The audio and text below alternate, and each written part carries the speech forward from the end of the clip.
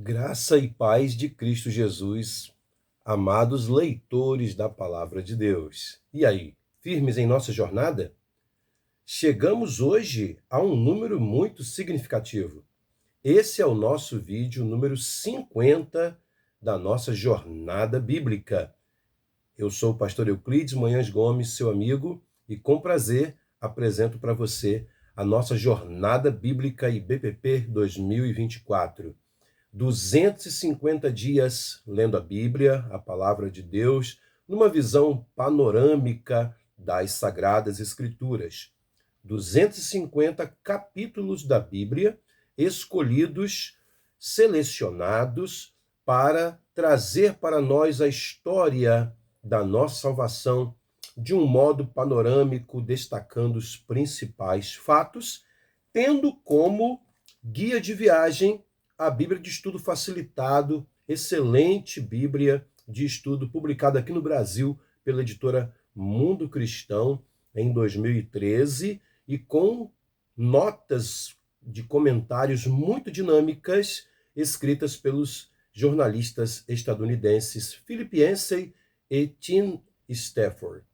Estamos quase fechando o segundo bloco da nossa jornada bíblica, quando estamos falando sobre o nascimento de uma nação, o nascimento da nação escolhida de Deus, para através dela vir o Messias ao mundo, a nação de Israel.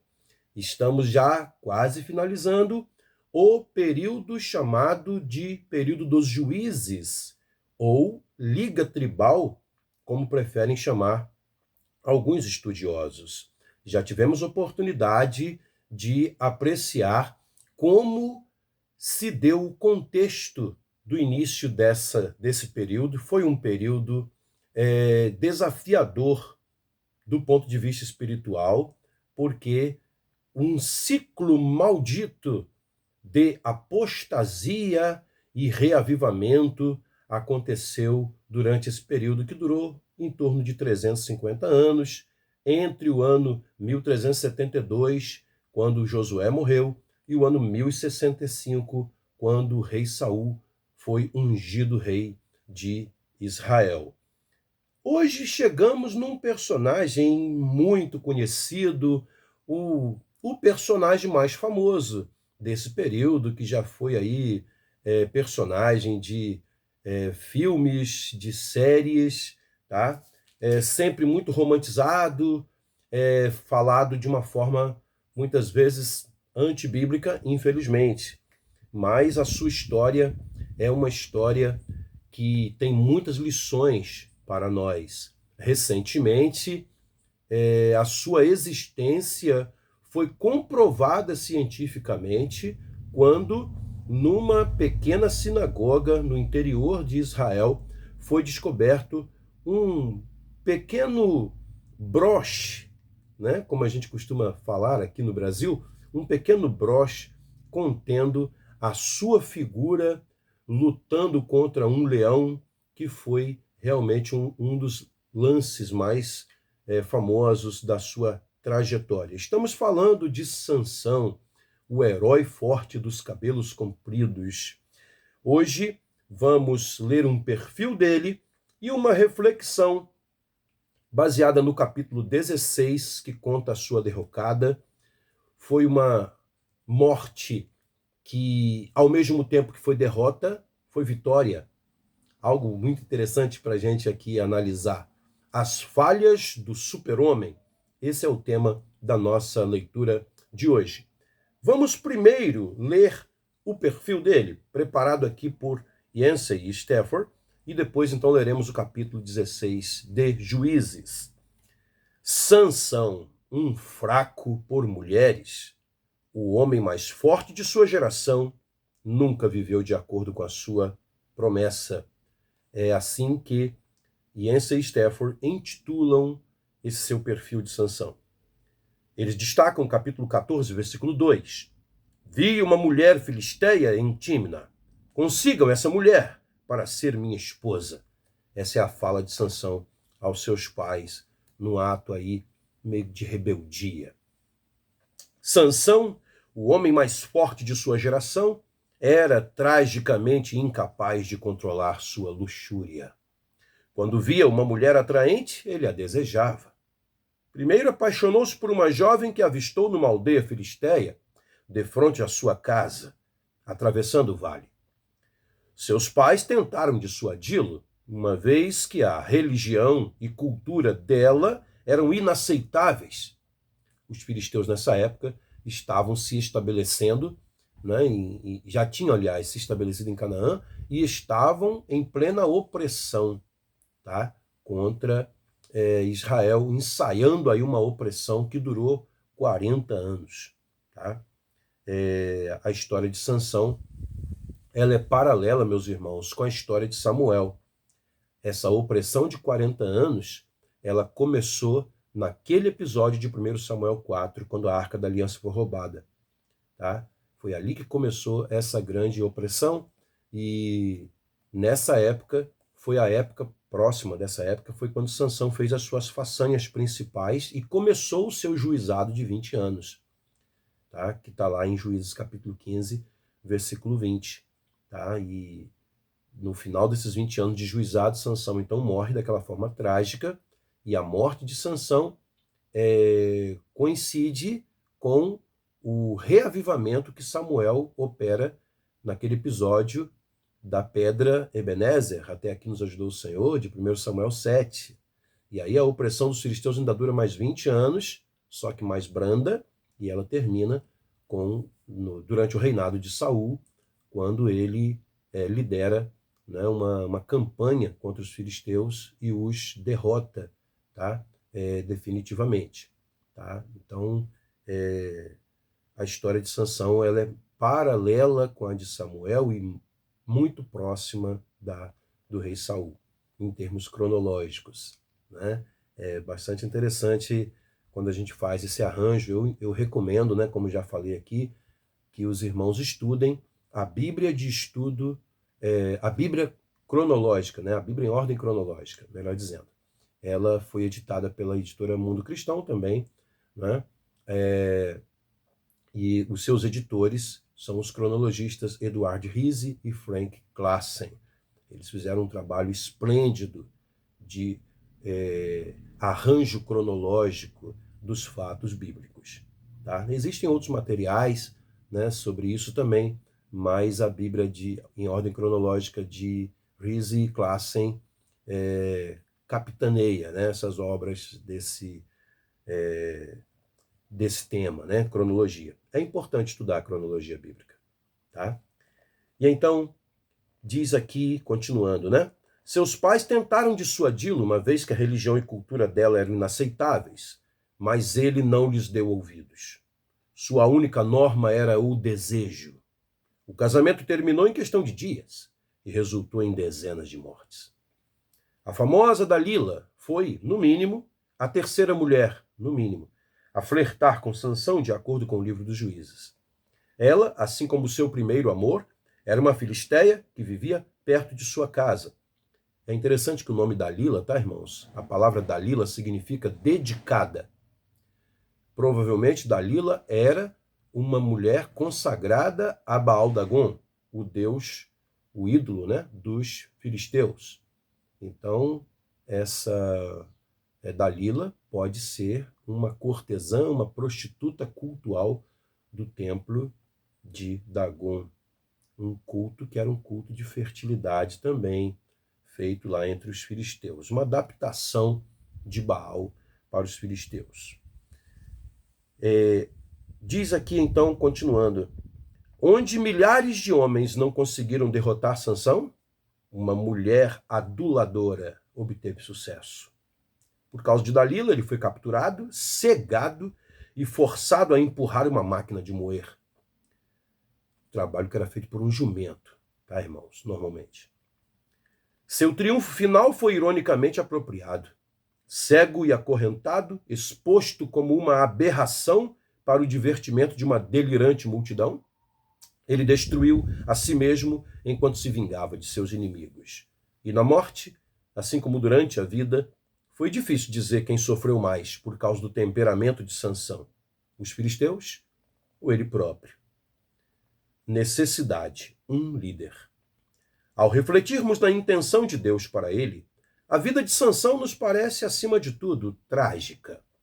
Israel precisava desesperadamente de um líder forte e confiante, pois os filisteus começavam a tomar posse da nação e muitos israelitas estavam dispostos a permitir isso. Deus desejava que Sansão realizasse grandes coisas. De todos os juízes, apenas Sansão foi anunciado por um anjo antes de nascer, capítulo 13, versículo 3. E esse anjo, irmãos, é mais uma teofania, tá? O anjo do Senhor, do próprio Jesus Cristo. Ele foi designado para a classe especial de pessoas conhecida como nazireus, descritos e normatizados em Números capítulo 6, cuja vida era especialmente dedicada a Deus. Os nazireus não bebiam vinho, não se aproximavam de cadáveres e não cortavam o cabelo. Sansão nunca viveu de acordo com a sua promessa. A regra 3 era provavelmente a única parte do voto nazireu que ele cumpria. Exigia pouca disciplina pessoal deixar o cabelo crescer. Apesar de todos os pontos fracos de Sansão, Deus o usou. Ele é mencionado no Hall da Fama bíblico, a Galeria dos Heróis da Fé, em Hebreus 11, 32, como herói da fé ao lado de Gideão, Baraque e Jefté, todos eles juízes. Pouco consciente do que significava viver para Deus e propenso a acessos de luxúria e mudanças de humor, Sansão possuía, ainda assim, grande força física, que provinha de Deus. Com tal força, ele afastou os filisteus, mais por acidente que por intenção, e manteve Israel intacto. Existe até uma frase no capítulo 14, versículo 4, que assusta todos, porque aquele desejo dele de casar com aquela filisteia, diz o texto lá que vinha do Senhor, que buscava a ocasião de colocar Sansão contra os filisteus. Em outras palavras, agora já traduzindo para a maneira como hoje a gente entende teologicamente, né, com a revelação completa, Deus soberanamente estava no controle daquelas situações, usando até mesmo a rebeldia de Sansão como estratégia para cumprir o seu propósito, que era começar a desmantelar a estrutura político-militar, né, dos filisteus, porque eles eram realmente inimigos poderosos, tá, irmãos, do povo de Israel. Sansão parece um trem cujo condutor saltou da cabine, um acidente de grandes dimensões esmagando tudo que encontra pela frente. Mas para Deus não há acidentes. Ele usou a tragédia da vida de Sansão para o bem. E podemos, inclusive, entender, daqui a pouco a gente vai se aprofundar mais nisso, né? Que Sansão, ele morreu glorificando a Deus, apesar da forma como foi trágica, né? Mas ele morreu glorificando a Deus, porque o texto termina no capítulo 16, 30, a gente vai ler daqui a pouco, né? Dizendo que ele matou mais filisteus na sua morte do que na sua vida, ou seja, cumpriu finalmente o propósito para o qual ele nasceu. Tá? Questões de vida para a gente pensar. Irmãos, e antes disso, tem um pouco a ver com o genocídio cananeu que a gente citou agora há poucos dias. Tá? Deus, naquela época, estava agindo como um Deus de guerras. Tá? Deus nunca deixou de ser o Deus misericordioso em momento nenhum. E ele continua sendo da mesma forma até hoje. Ele não mudou. Tá? E Sansão foi um atípico caso de uma máquina mortífera, né? Usada por Deus. Deus tinha um propósito na vida de Sansão e o propósito era um propósito de guerra. Era um propósito mesmo de eliminar filisteus, tá? Eliminar inimigos, fisicamente. Tá? Questões de alma, quem morreu para onde foi, aí Deus administra muito bem essas questões, a gente melhormente nem entrar nisso, né? Bom, vamos lá. Qual das seguintes frases melhor descreve você? Algo para você pensar. Imaginem o que ele ou ela poderia ter sido. Se, né? Pontinho, pontinho, pontinho. Ou essa outra frase. Ele ou ela fez o melhor uso possível de suas capacidades? Qual é a resposta que se adequa à tua vida para essas duas perguntas. Vou repeti-las. Imaginem o que ele ou ela poderia ter sido. De que forma essa frase se encaixa na sua vida? Ele ou ela fez o melhor uso possível de suas capacidades?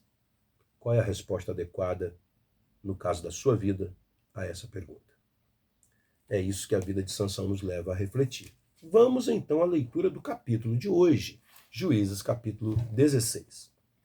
Lembrando que a gente sempre usa aqui a NVI, que é a versão utilizada pela Bíblia de Estudo Facilitada, tá?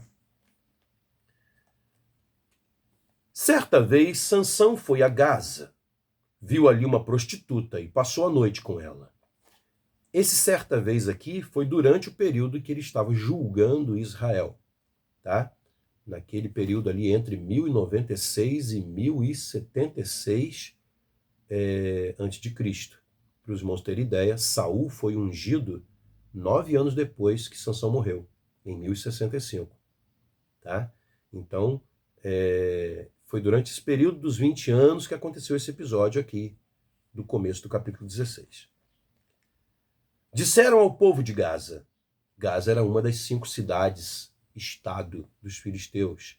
Os filisteus tinham uma estrutura militar, político-militar, muito parecida com a dos gregos. Foi de lá que eles vieram, eles eram cretenses, pertenciam ao mundo grego, né? Um mundo grego que ainda não é dominante no mundo, né, daquela época, mas que é dominante ali naquela área do Mediterrâneo. Então eles tinham essa coisa de cada cidade tinha o seu príncipe, essas cidades tinham um governo próprio, mas existia também uma confederação, né, que reunia esses 5 príncipes em casos de necessidade. Para os irmãos terem ideia, a gente vai ler daqui a pouco, no dia que Sansão morre, que ele derruba o templo de Gaza, essa cidade aqui, Gaza, ela dá a impressão até de que ela era a principal das 5. Os 5 príncipes estavam lá presentes para comemorar a vitória sobre Sansão. Tá? Então eles se reuniam também como uma confederação.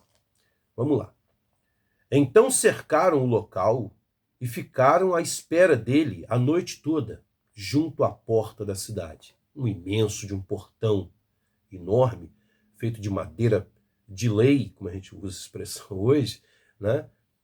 Todo reforçado com ferrolhos, emoldurando o portão, né? E travando as suas tábuas, né? As suas madeiras. Então era realmente um portão imenso e muito pesado. Não se moveram a noite inteira dali, dizendo: ao amanhecer o mataremos. Sansão, porém, ficou deitado com a prostituta só até a meia-noite. Levantou-se, agarrou firme a porta da cidade com os 2 batentes e os arrancou com tranca e tudo. Pôs tudo nos ombros e o levou ao topo da colina, que fica defronte de Hebrom, uma certa distância, tá, irmãos? Entre Gaza e Hebrom, mas logo ali em frente. Depois dessas coisas, ele se apaixonou por uma mulher do vale de Soreque, chamada Dalila. Aí aqui já está bem no final, né? Dos 20 anos de juizado dele, aqui devia ser mais ou menos o ano 18, quando ele se apaixona por Dalila. Os líderes dos filisteus foram dizer a ela: veja se você consegue induzi-lo a mostrar-lhe o segredo de sua grande força e como poderemos dominá-lo para que o amarremos e o subjuguemos. Cada um de nós dará a você 13 quilos de prata. Vezes 5, né, irmãos? Porque eram 5 governantes. Disse, pois, Dalila a Sansão: conte-me, por favor, de onde vem a sua grande força e como você pode ser amarrado e subjugado? Respondeu-lhe Sansão: se alguém me amarrar com 7 tiras de couro ainda úmidas, ficarei tão fraco quanto qualquer outro homem. Então os líderes dos filisteus trouxeram a ela 7 tiras de couro ainda úmidas, e Dalila o amarrou com elas. Ainda úmidas significa que aqueles era um couro recém-tirado do animal. Portanto, não estava ressecado e fraco, né? Estava bem forte ainda, resistente. Tendo homens escondidos no quarto, ela o chamou: Sansão, os filisteus o estão atacando! Mas ele arrebentou as tiras de couro como se fosse um fio de estopa posto perto do fogo. Assim, não se descobriu de onde vinha a sua força. Disse Dalila a Sansão: você me fez de boba. Mentiu para mim. Agora conte-me, por favor, como você pode ser amarrado? Ele disse: se me amarrarem firmemente com cordas que nunca tenham sido usadas, ficarei tão fraco quanto qualquer outro homem. Os irmãos percebam que Sansão está encarando isso aqui como se fosse uma brincadeira, brincando com a tentação, né?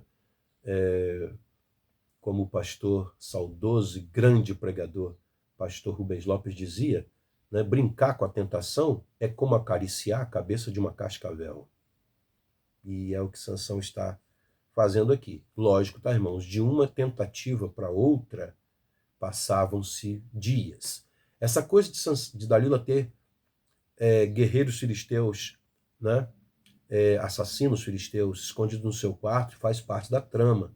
Não podemos assim estranhar esse tipo de situação, porque eles tinham um medo terrível de Sansão, irmãos. Já eram mais de 20 anos, já era em torno de uns 30 anos que eles sofriam na mão de Sansão, tá?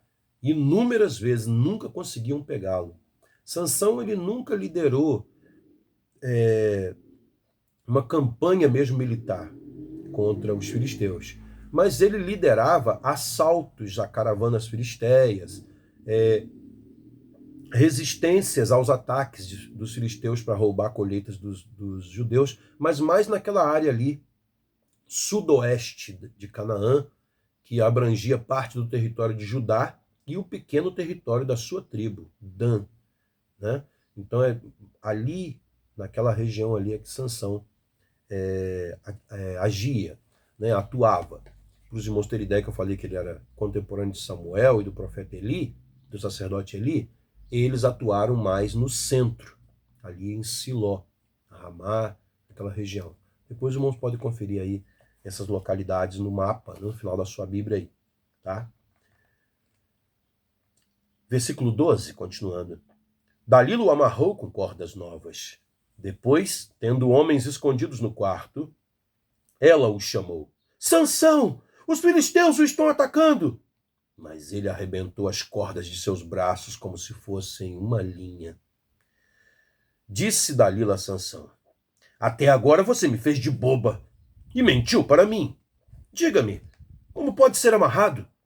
Ele respondeu: se você tecer num pano as 7 tranças da minha cabeça e o prender com uma lançadeira, ficarei tão fraco quanto qualquer outro homem.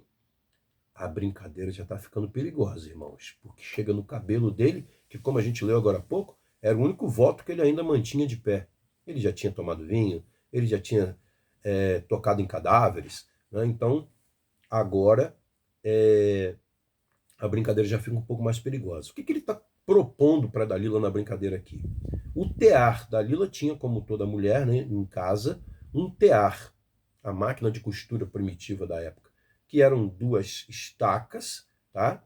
Onde as mulheres trançavam os fios, né, da trama e da urdidura, né, para poder fazer ali os tecidos para produzir roupas. O que Sansão está propondo para ela é pegar as 7 tranças do cabelo dele, ele tinha tanto cabelo que ele dividia o cabelo em 7 tranças.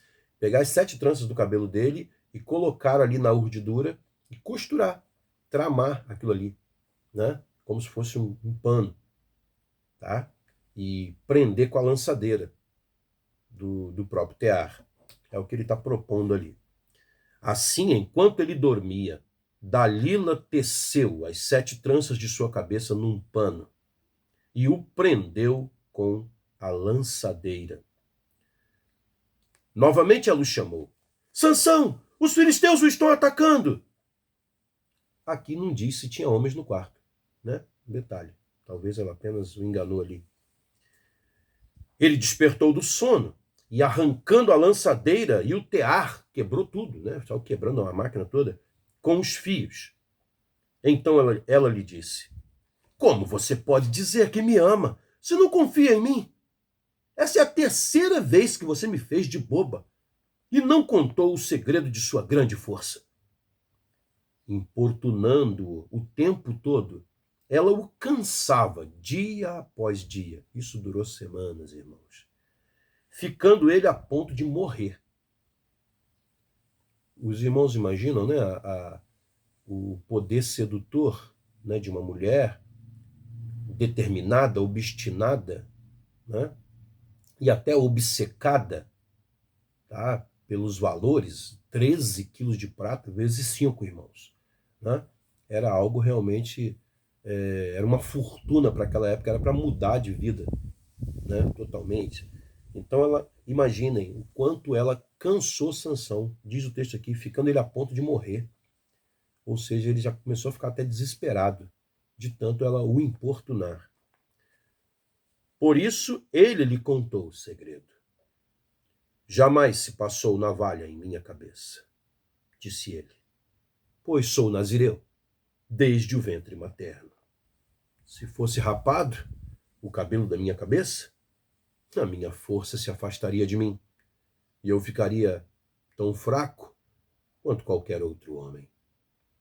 Quando Dalila viu que Sansão lhe tinha contado todo o segredo, quer dizer, agora a conversa mudou, agora não eram mais aquelas brincadeirinhas infantis, ela percebeu que ele abriu realmente o coração.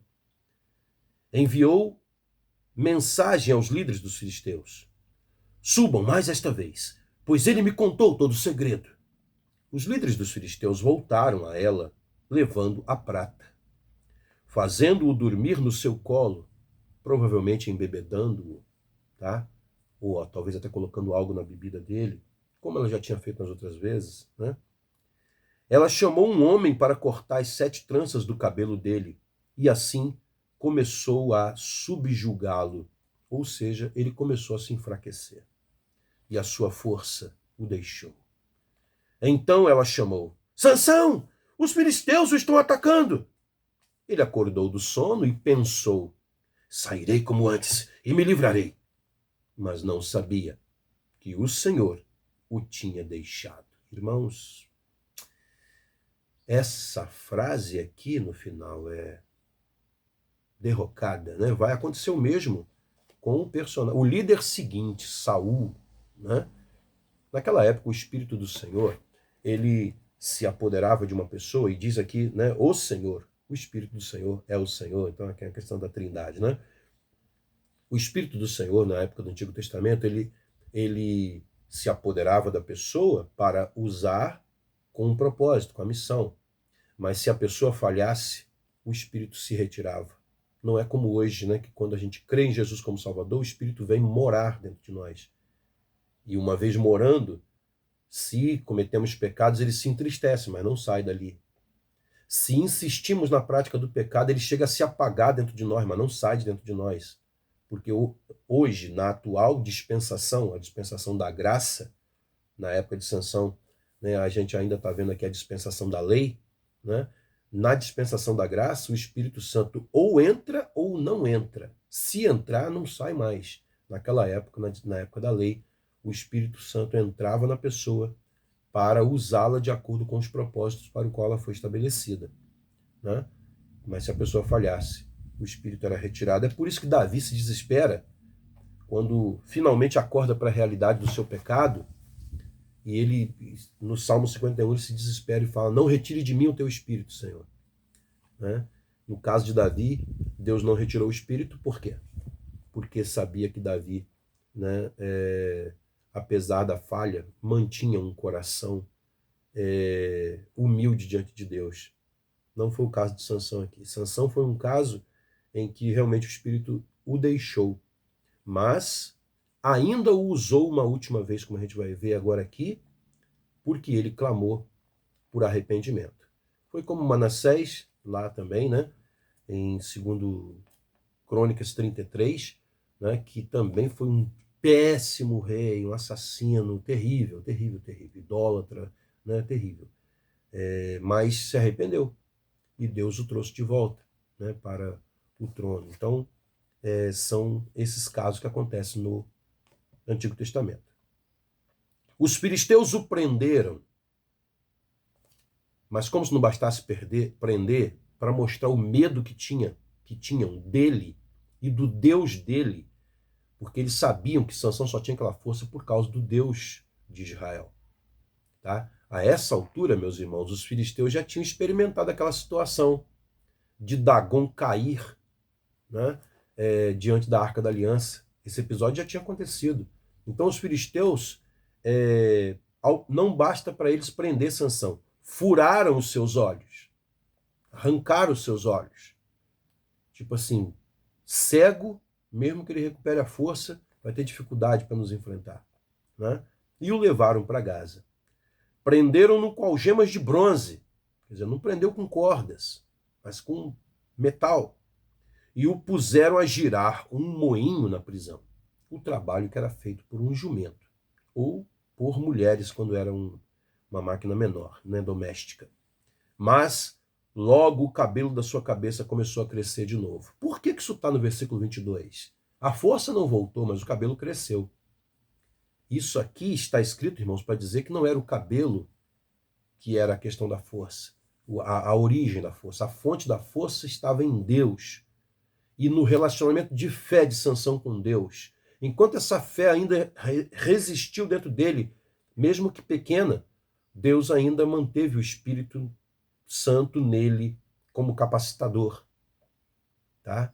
Quando ele perde a fé a ponto de se afastar e contar o último dos segredos que ainda existia, né? Entregar realmente para o inimigo, aí o Espírito se retirou. Agora o cabelo cresce, mas a força não volta, tá? Enquanto ele não ora arrependido.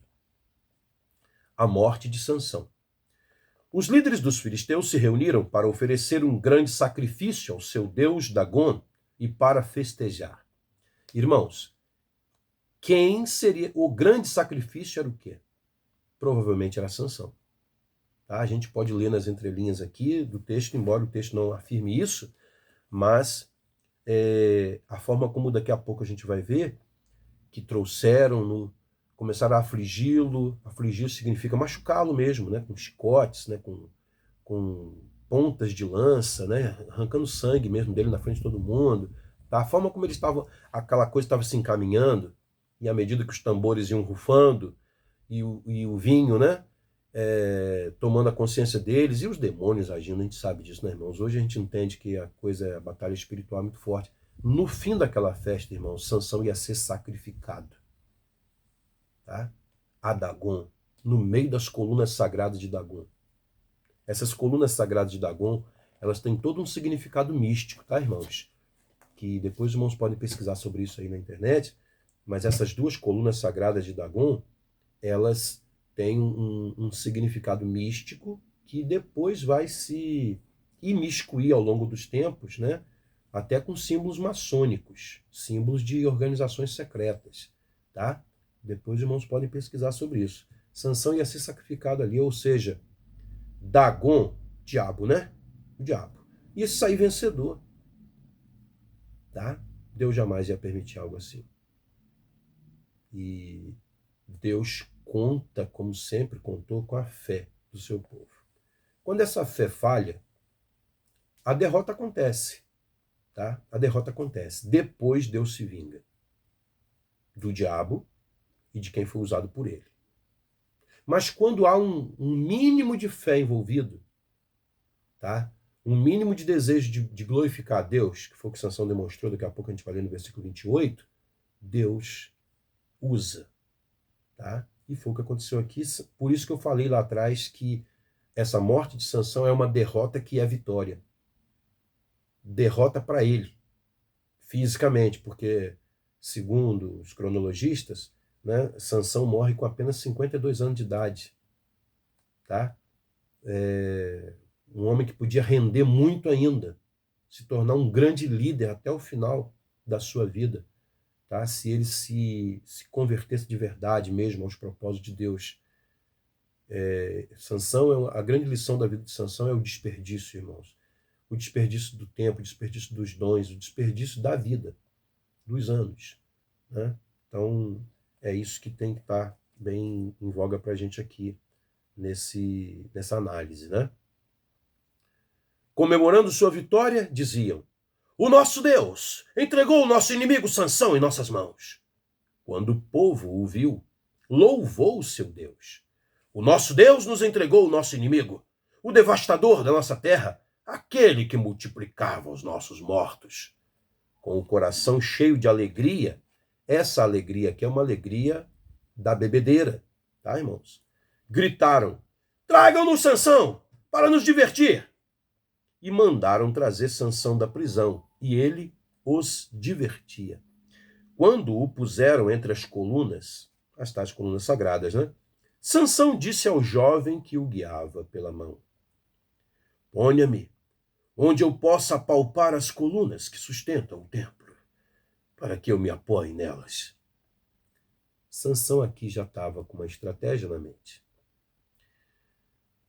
É possível, tá, meus irmãos, aqui a gente lê as entrelinhas de novo, é possível que a essa altura, lá na prisão, Sansão já tenha feito uma oração de consagração, de reconsagração da sua vida a Deus, de arrependimento diante de Deus, e reavivou sua fé, tá?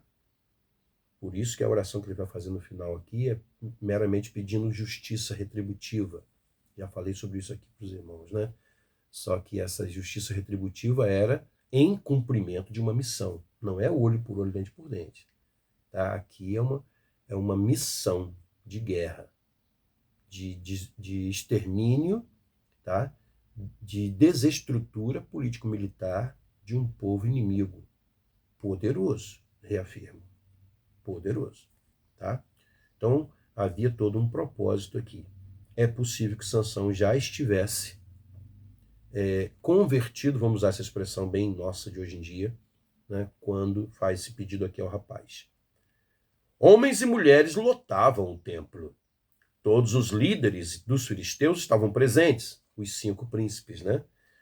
E no alto, na galeria, havia cerca de 3.000 homens e mulheres, vendo Sansão, que os divertia.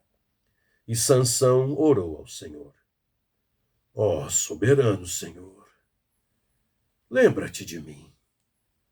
Ó Deus, eu te suplico, dá-me forças, mais uma vez, e faze com que eu me vingue dos filisteus, por causa dos meus 2 olhos. Então, Sansão forçou as 2 colunas centrais sobre as quais o templo se firmava. Apoiando-se nelas, tendo a mão direita numa coluna e a esquerda na outra, disse: que eu morra com os filisteus!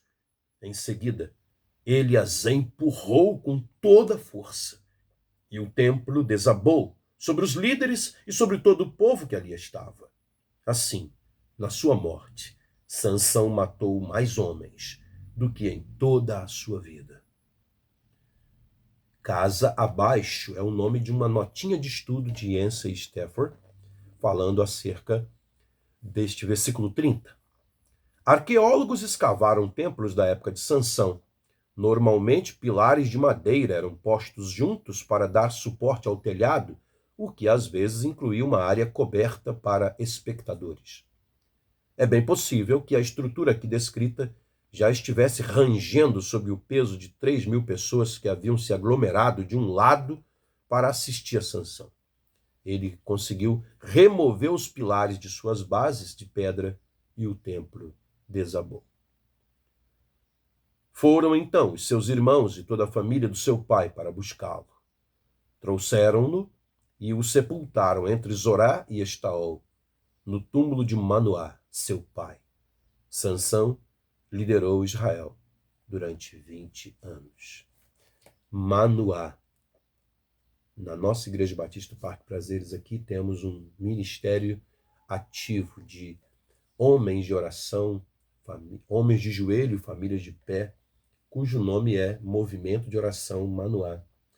Capítulo 13, versículo 8 a 12, Manoá ora ao Senhor pedindo orientação sobre como criar Sansão. Manoá confronta o seu filho quando ele quer se casar com aquela filisteia, né, o primeiro casamento dele. Manoá fez de tudo para colocar Sansão na rota da promessa de Deus, né, desde antes dele nascer. Auxiliado pela sua esposa, cujo nome a gente não conhece. Manoá morre, irmãos, antes de ver Sansão, né, convertido. Sansão se converte só ao finalzinho da sua vida, já cego. Mas Manoá alcança sua promessa, sua vitória. Aqui há uma lição muito bonita para os pais, homens de família. Não desistam de seus filhos, orem por eles, dê-lhes bom exemplo, exorte-os com firmeza, mesmo que eles se desviem, continue firme. Às vezes você não vai alcançar essa vitória aqui nesta vida, mas na vida futura você alcançará. Manoá descansava no paraíso. O nome Manoá significa descanso em hebraico. Quando, é assim que eu imagino, tá, irmãos? Quando um anjo chegou perto dele e disse: Manoá, venha ao portão do paraíso, há alguém que você precisa receber. E quando Manoá foi ao portão e o portão se abriu, lá estava o seu filho, aquele gigante musculoso, pronto para abraçá-lo. Não desista de orar, não desista de testemunhar para a sua família, para os seus amigos, para todos. Não desista. Se você não alcançar a sua bênção nesta vida, na futura, certamente, Deus lhe dará a vitória. Amém? Vamos então à meditação de hoje de Yancey Stafford. Falhas do Super-Homem. Um conto de advertência, estrelando Sansão. Eles destacam a oração dele no versículo 28. Ó Deus, eu te suplico, dá-me forças mais uma vez e faze com que eu me vingue dos filisteus por causa dos meus 2 olhos. O mais famoso dos juízes aparece na segunda metade do livro. A Bíblia dedica 4 capítulos para a sua história. Capítulo 13, 14, 15 e 16. Cuja leitura faz lembrar o roteiro de um drama adolescente. Se Gideão mostra como Deus pode usar uma pessoa com potencial limitado, capítulos 6 e 7, Sansão ilustra justamente o oposto, alguém desperdiçando o seu enorme potencial. Quando Sansão entra em cena, os israelitas estão mais uma vez sofrendo sob o domínio estrangeiro. A Bíblia deixa claro que Deus reserva uma importante missão para Sansão e o quer separado como líder. Não à toa, ele é abençoado com dons sobrenaturais. Quando o Espírito do Senhor se aposta de Sansão, ele é capaz de enfrentar um leão com as mãos nuas, ou derrotar sozinho um exército inteiro. E, no entanto, como a narrativa de sua juventude revela, as maneiras de Sansão exercer essa força condizem mais com um delinquente juvenil do que com um líder espiritual. Uma guinada final. Como qualquer adolescente rebelde, Sansão escolhe como esposa o tipo de mulher que causa a seus pais e a Deus imensa tristeza. Uma vez que o casamento mal dura uma semana, ele se envolve na sequência com uma prostituta filisteia. Este capítulo descreve como Sansão perde estupidamente sua grande força num namorico com a terceira mulher, a sedutora Dalila. A história de Sansão é um conto de advertência. Não havia no mundo alguém capaz de igualar sua força física. Praticamente qualquer um poderia igualar sua força moral. Seus lapsos morais seriam quase incompreensíveis. Não fossem eles repetidos por líderes espirituais em quase toda geração, infelizmente. Perto do fim da vida de Sansão, fica a impressão de que os pagãos e seus deuses aplicaram uma sonora derrota no Deus dos israelitas. Mas Sansão e Deus têm uma última surpresa para os opressores filisteus. Aquela derrota, irmãos, no templo de Gaza desestruturou política e militarmente os filisteus e, como eu disse para os irmãos, isso coincidiu com a época em que eles foram derrotados também, né? O Samuel, em 1 Samuel 7 tem lá o relato. Graças à instabilidade política de Israel, tá? Final, prosseguindo-se ali a liderança o juizado de Samuel, começo do governo de Saul ainda meio instável, os filisteus tomaram força de novo e ainda conseguiram fazer algumas guerras contra os israelitas, fazendo perdurar ainda a opressão durante mais uns 20 anos. Mas Saul os derrota de uma vez por todas, e depois Davi, que ainda tem bastante embates com eles, né, os elimina de vez. A gente não ouve mais falar dos filisteus depois do reinado de Davi. Né? Mas, graças a esse atraso, tá? Graças a esse atraso, por causa das instabilidades, as inconstâncias de Sansão, os filisteus não foram derrotados antes. Deus já sabia disso. Tanto é que o anjo, quando anuncia para a mãe de Sansão o nascimento dele, diz: ele começará a livrar Israel das mãos dos filisteus. Mas o potencial que é dado a eles não é só para ele, não é só para começar. Era para distinguir de vez. Mas ele desperdiçou isso. Desperdiçou. Não gosto da palavra livre-arbítrio, tá, irmãos? Mas existe a palavra livre responsabilidade. Tá? Livre responsabilidade. Deus nos dá poder, Deus nos dá dons, Deus nos dá oportunidades, Deus nos dá recursos, Deus dá tudo a gente. Mas nós temos a nossa livre responsabilidade, a qual Deus estranhamente respeita. Mas não deixa de cumprir seus propósitos. A gente precisa se alinhar a eles o máximo possível. Imagina, né? Como as perguntas, as questões de vida que propomos agora há pouco. Imagine o que ele ou ela poderia ter sido. Ele ou ela fez o melhor uso possível das suas capacidades. É algo para a gente sempre parar para pensar. A próxima questão de vida para a gente pensar e fecharmos aqui nossa meditação. Em quais áreas da sua vida você tem vivido de acordo com o seu potencial? Em quais áreas você está aquém do seu potencial? Faça essa avaliação aí, isso é muito importante. Oremos. Senhor, Deus sábio, Deus que usa-nos conforme a sua vontade, mas respeita nossa livre responsabilidade. É desta forma que te invocamos hoje. E fazemos agora aqui uma análise, uma autoanálise da nossa vida. E estamos, Senhor, aquém das nossas possibilidades em muitas áreas. Em outras, a gente está conseguindo se alinhar aos teus propósitos.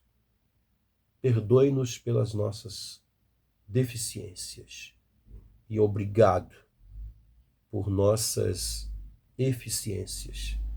Ajuda-nos a cada vez mais diminuirmos nossas deficiências e aumentarmos nossas eficiências, porque tudo isso é somente para um propósito: a tua glória se manifestar e os teus propósitos eternos se cumprirem em nossa vida e na vida do teu povo escolhido.